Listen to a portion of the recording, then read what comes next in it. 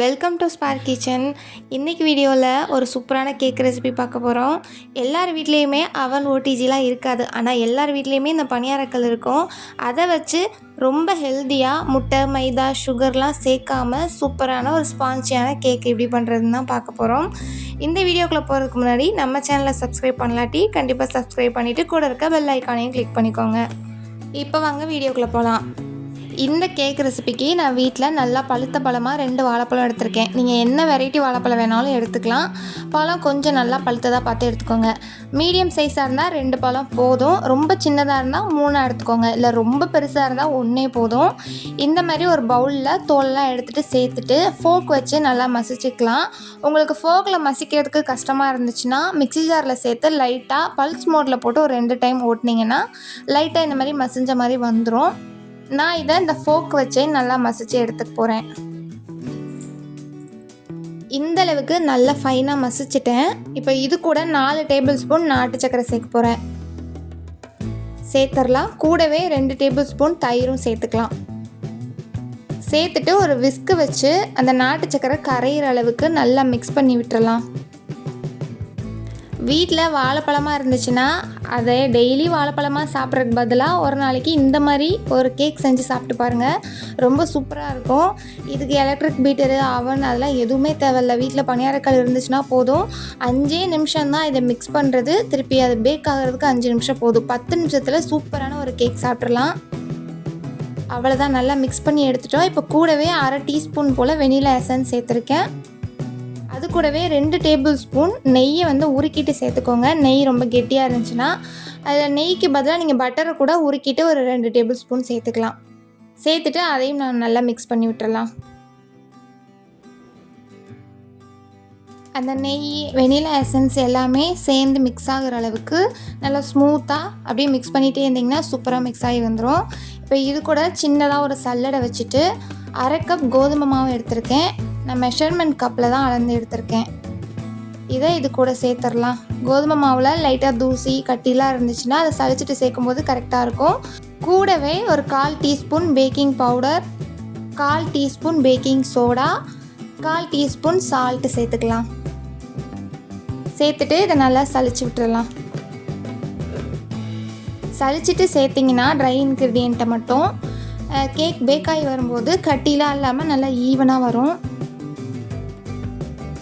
ஃபுல்லாமே சளிச்சாச்சு. இப்போ மறுபடியும் விஸ்கு வச்சு லைட்டாக அப்படியே ஸ்மூத்தாக மிக்ஸ் பண்ணிகிட்டே வந்திங்கன்னா கட்டி படாமல் நல்லா ஸ்மூத்து டெக்ஸ்சரில் சூப்பராக மிக்ஸ் ஆகி வந்துடும்.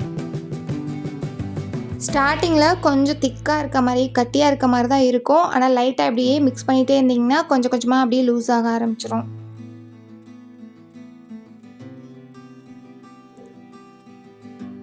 அவ்வளோதான். இப்போ விஸ்க் எடுத்துகிட்டு நல்லா எல்லா சைடுமே வலிச்சுக்கிட்டு ஒரு ஸ்பேச்சுலா வச்சு இந்த மாதிரி மிக்ஸ் பண்ணிக்கலாம். இப்போ கடைசியாக இது கூட பொடி பொடியாக கட் பண்ண முந்திரி சேர்த்துருக்கேன். அது கூடவே நல்லா பொடியாக கட் பண்ண சாக்லேட்டும் சேர்த்துருக்கேன். நீங்கள் இதுக்கு பதிலாக என்ன நட்ஸ் வேணாலும் எடுத்துக்கலாம். பாதாம், வால்நட் எது வேணாலும் எடுத்துக்கலாம். சாக்லேட்டுக்கு பதிலாக நீங்கள் சாக்லேட் சிப்ஸ் கூட சேர்த்துக்கலாம். என்கிட்ட சாக்லேட் இருந்தது, அதனால் நான் அதை கட் பண்ணி சேர்த்துருக்கேன். சேர்த்துட்டு ஒரு தடவை நல்லா இந்த மாதிரி மிக்ஸ் பண்ணி விட்டுடலாம். அவ்வளோதான், பேட்டர் ரெடி ஆயிடுச்சு. இதை அப்படியே நான் ஒரு பைப்பிங் கவருக்கு மாற்றிக்க போகிறேன். உங்கள்கிட்ட பைப்பிங் கவர் இல்லாட்டி பால் கவர் அந்த மாதிரி எடுத்துக்கலாம். இல்லை அதுவும் இல்லை அப்படின்னா நீங்கள் நார்மலாக சும்மா ஸ்பூனில் கூட அள்ளி வச்சுக்கலாம். ஆனால் பைப்பிங் கவரில் சேர்த்துட்டு நம்ம பணியாரக்கல்லில் ஊற்றும் போது ஈஸியாக இருக்கும் ஊற்றுறதுக்கு.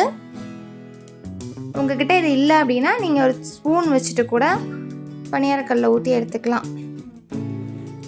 அவ்வளோதான், நான் பைப்பிங் கவரில் ஃபில் பண்ணி எடுத்துகிட்டேன். இதோட எட்ஜஸை மட்டும் லைட்டாக கட் பண்ணி விட்டுக்கலாம். அவ்வளோதான், எல்லாமே ரெடி ஆயிடுச்சு. இப்போ ஸ்டவ் ஆன் பண்ணிவிட்டு பணியாரக்கல்லை ஸ்டவ்வில் வச்சிடலாம்.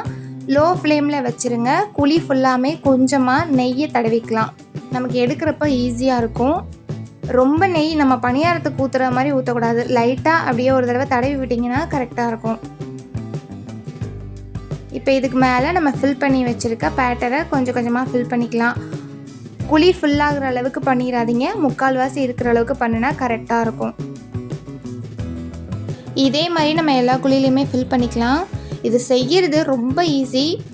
பார்க்குறதுக்கு கஷ்டமாக இருக்கலாம், ஆனால் செய்கிறது ரொம்பவே ஈஸி. ஒரு 5 நிமிஷம் கூட ஆகாது அந்த பேட்டர் ரெடி பண்ணுறதுக்கு. அதே மாதிரி பேக் ஆகிறதுக்கும் 5 நிமிஷம் தான். 10 நிமிஷத்தில் சூப்பரான ஒரு கேக் ரெசிபி பார்த்துடலாம். இதே மாதிரி பணியாரக்கல் வச்சு ரவா கேக் எப்படி பண்ணுறது, சாக்லேட் மினி லாவா கேக் எப்படி பண்ணுறது, நிறையா கேக் வீடியோஸ் எல்லாமே நம்ம சேனலில் ஆல்ரெடி அப்லோட் பண்ணியிருக்கேன். இன்ட்ரெஸ்ட் இருக்கவங்க கண்டிப்பாக செக் பண்ணி பாருங்கள். அவ்வளோதான், எல்லா குழியிலையுமே பேட்டரை ஃபில் பண்ணிவிட்டு இதுக்கு மேலே கொஞ்சமாக கட் பண்ண நட்ஸு சேர்த்துக்கிறேன். நீங்கள் முந்திரி தான் சேர்க்கணும்னு இல்லை, பாதாம், வால்நட்டு, பிஸ்தா எது வேணாலுமே சேர்த்துக்கலாம். எதுவுமே இல்லை அப்படின்னா பீனட் கூட நீங்கள் லைட்டாக 1-2 உடச்சிட்டு அதை கூட நீங்கள் சேர்த்துக்கலாம், அதுவுமே டேஸ்ட்டாக இருக்கும். அது கூடவே நல்லா நைஸாக கட் பண்ண சாக்லேட்டும் சேர்த்துருக்கேன். சாக்லேட் பதிலாக சாக்கோ சிப்ஸ் கூட சேர்த்துக்கலாம்.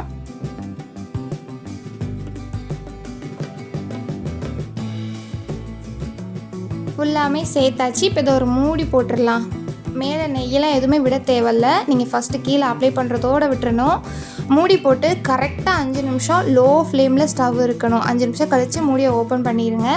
சின்னதாக ஒரு ஸ்டிக் இருந்ததுன்னா இந்த மாதிரி நடுவில் குத்தி பார்த்தீங்கன்னா எதுவுமே ஒட்டாமல் இருக்கும். அப்போ கரெக்டாக பேக் ஆகிடுச்சின்னு அர்த்தம்.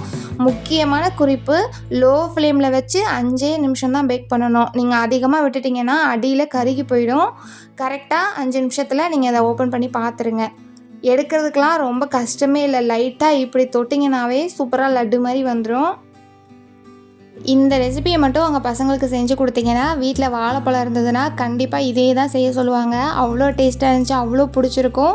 சின்ன பசங்களுக்கு கொடுக்குற மாதிரி இது ரொம்ப ஹெல்த்தியாக தான் ரெடி பண்ணியிருக்கோம். மைதா, சுகர், முட்டை அதெல்லாம் நம்ம எதுவுமே சேர்க்கலை. ஃபுல்லாமே கோதுமை மாவு, நாட்டு சக்கரை வச்சு தான் ரெடி பண்ணியிருக்கோம். ரொம்ப ஹெல்த்தி தான். நீங்கள் தாராளமாக சின்ன பசங்களுக்கு செஞ்சு கொடுக்கலாம். செய்கிறது ரொம்ப ஈஸி தான், பார்க்குறப்பவே தெரியும். நல்லா புசு புசுன்னு கோதுமை மாவு, வாழைப்பழம்லாம் வச்சு பணியாரக்கல்ல சூப்பரான ஒரு கேக் ரெசிபி. சாப்பிட்றப்போ அவ்வளோ சூப்பராக இருந்துச்சு, வாயில் அப்படியே கரிஞ்சு போகிற மாதிரி இருந்துச்சு. நீங்கள் கண்டிப்பாக ட்ரை பண்ணி பாருங்கள். நான் ஃபஸ்ட்டு கொஞ்சமாக தான் செஞ்சேன், ஆனால் சாப்பிட்டு பார்த்துட்டு எங்களுக்கே ரொம்ப பிடிச்சிருந்தது. நான் மறுபடியும் ஒரு பேட்சை ரெடி பண்ணி அதையும் ஊற்றி எடுத்துட்டேன். ரொம்ப டேஸ்ட்டாக இருந்தது. சாப்பிடும்போது இடையில இந்த நட்ஸு, சாக்லேட்லாம் கடிப்படும்போது இன்னுமே டேஸ்ட்டு சூப்பராக இருந்துச்சு. ஸோ கண்டிப்பாக இந்த ரெசிபி பிடிச்சிருந்துச்சின்னா வீடியோவுக்கு லைக் போட்டுருங்க. அதே மாதிரி நம்ம சேனலை சப்ஸ்கிரைப் பண்ணாமல் பார்க்குறீங்கன்னா கண்டிப்பாக சப்ஸ்கிரைப் பண்ணிடுங்க.